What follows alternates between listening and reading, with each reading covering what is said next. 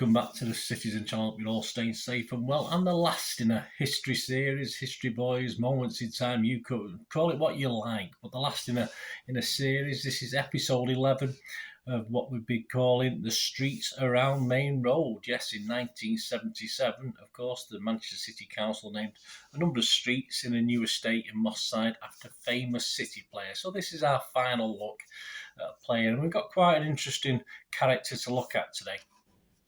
And the name of the place around Maine Road at the time was Max Woosnam Walk. So we're going to have a look at Max Woosnam today. So please, if you're new to the channel, push that subscribe button, push the bell notifications.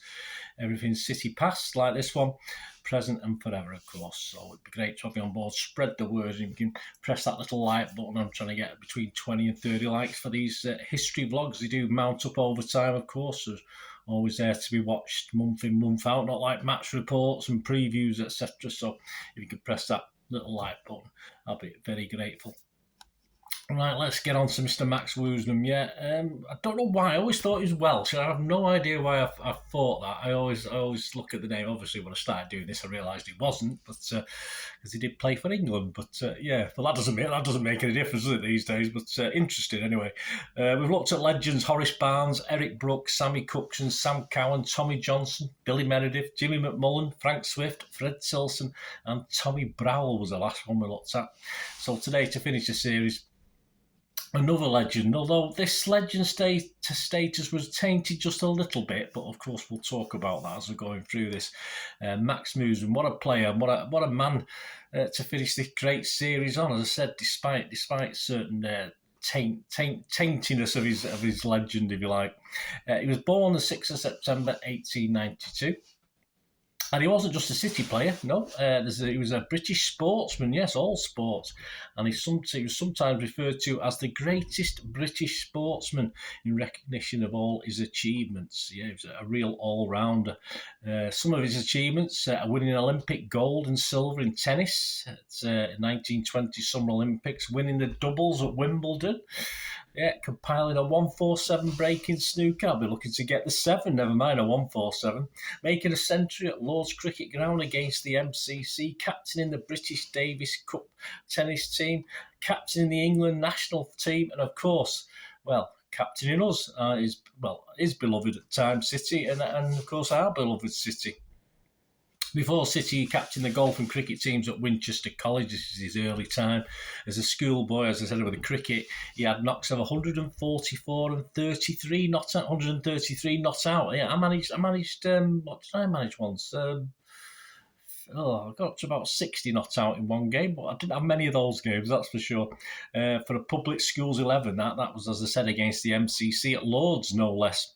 Woosnam went on to Cambridge, and he represented the university at football, cricket, lawn tennis, real tennis, table. He was good at table tennis as well. He even had a game with Charlie Chaplin and beat him he used a butter knife to Charlie Chaplin's paddle. Was it a paddle? And beat him. So yeah, it was quite. And Charlie Chaplin fancied himself as a table tennis player as well. So there you go. And golf, yeah, he was a scratch golfer as well. And he became a quadruple Cambridge Blue, they call it, don't they, as before he became a Sky Blue, of course. After Cambridge, he played amateur football for the highly successful team Corinthians and briefly for Chelsea. He fought on the Western Front and the Gallipoli campaign in the First World War. And when he moved to City, he moved to Manchester, he signed for City as an amateur in November 1919. The fans flocked to watch him in the reserve team, but he would soon make his debut for the first team on the 1st of January 1920 against Bradford City in a 1-0 win, then at Hyde Road. United had been sniffing around, no change there, but it was Billy Meredith back at City for his second spell who advised him to join City and him at Hyde Road.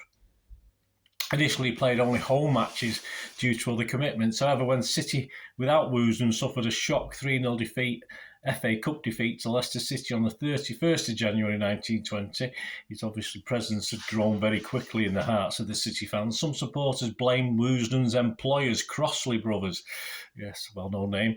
As a result, the engineering firm ordered Woosnam not to miss another game. City was far more important. Under his stewardship at number 5, City went unbeaten at home for 18 months. Playing at centre-half, Woosnam eventually became Manchester City captain at the recommendation of his teammates. This was highly unusual for an amateur, which he remained among professionals. His on-field determination and attitude won him respect, though he would also accept defeat gracefully. Well, he was a City player, he had to, wouldn't he?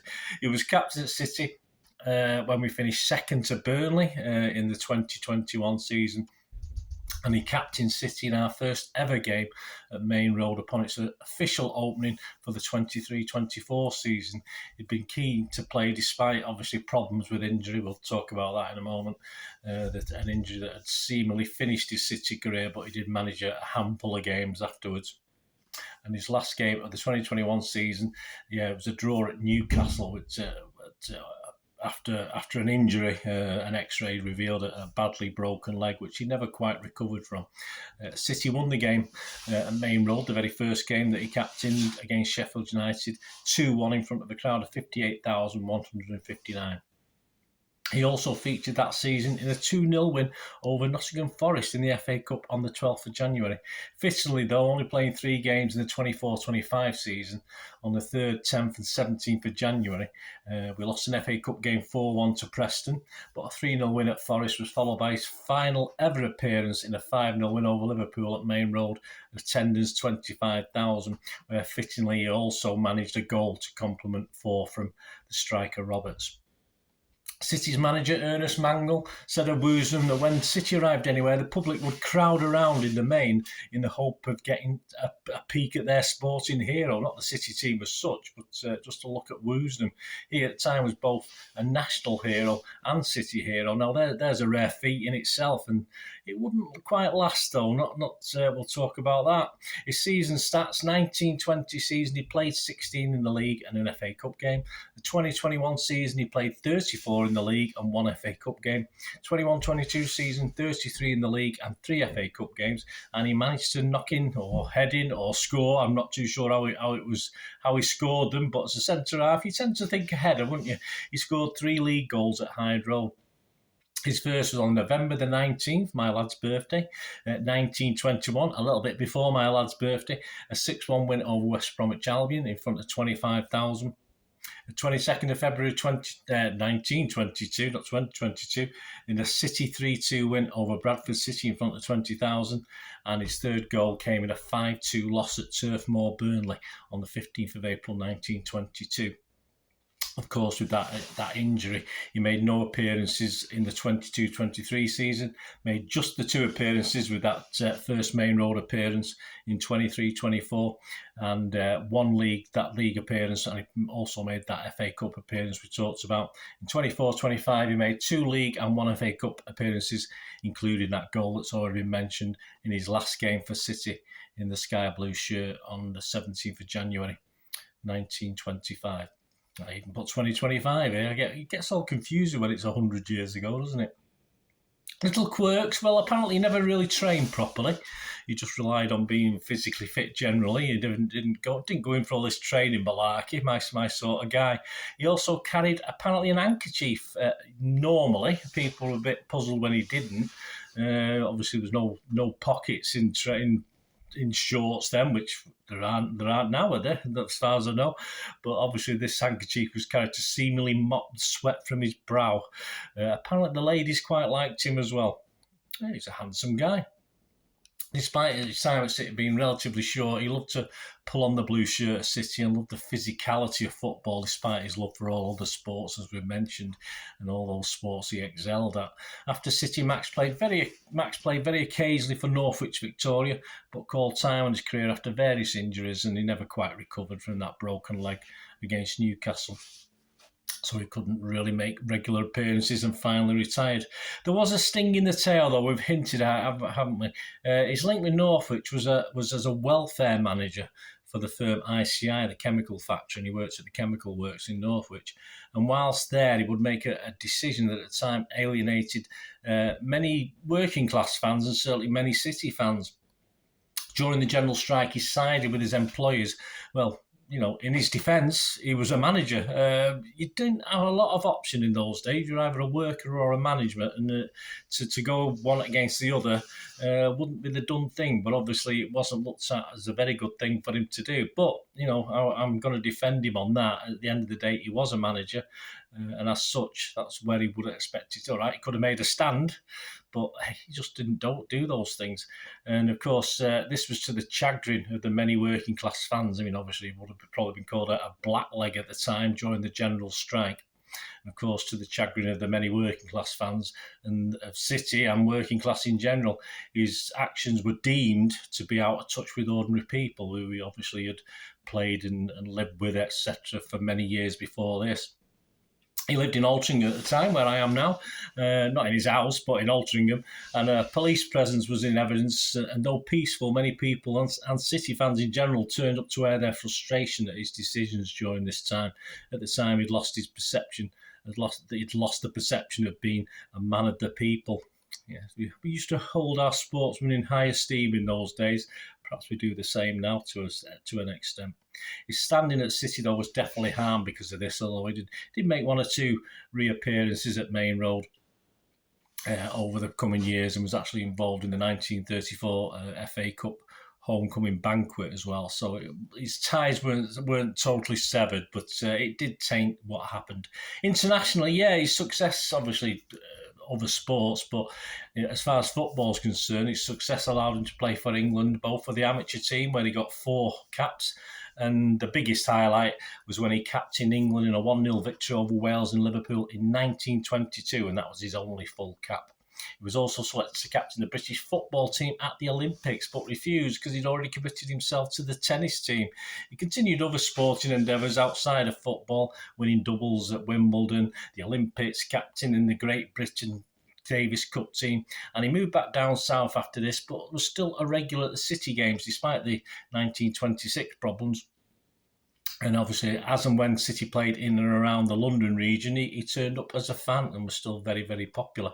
So his career for City spanned the 1st of January 1920 to the 17th of January 1925. He totalled, we talked about the appearances before, it was a total of 86 league games with 4 goals and 7 FA Cup appearances. He died on the 14th of July 1965. Just after my 6th birthday, age 72, from respiratory failure, having been a heavy smoker all his life. So there you go. Thanks for joining me. An interesting look. An incredible man by all accounts, who obviously took a lot of stick, made decisions some people weren't happy with, but that's what life is. Sometimes we make some hard decisions. Sometimes we make decisions, we would probably do again. It's just the circumstances at the time, of course. But of course, that big decision sort of did alienate some of the love that he had received before that.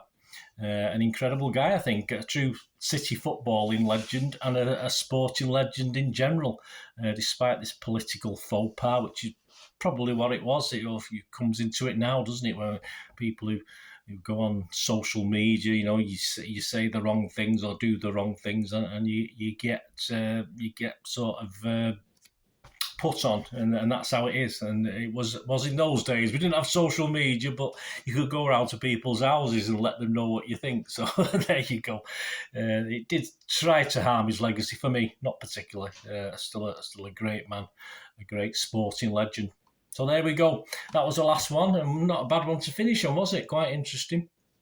Of course, although the streets of Maine Road's finished, there'll be lots more history stuff to come over the coming months and years, so hopefully you join me for that. I won't ask you if you've got any memories of Max Woosnam, unless you've got any tales you've been told by your grandparents or parents, etc. So, but if you do have anything, I've actually, as you know, I do now got the Found World of Manchester City. It actually inspired me just to go on the internet and see if there's anything out there. And I've got a couple of little Max Woosnam surprises coming. So if you watch that, I don't know, it could be out before this, it could be out after this, because I do a sort of a log of all these things, so they don't always come out together. But keep your eyes peeled for that anyway. But also check out all the other streets around Maine Road vlogs that I've done as well for the other 10 players that featured in this series, and I hope you enjoyed it. Let me know, guys. It'd be great to hear from you. Until we meet again, that's one thing, don't I? Please stay safe, Blues. Come on, City. Bye for now.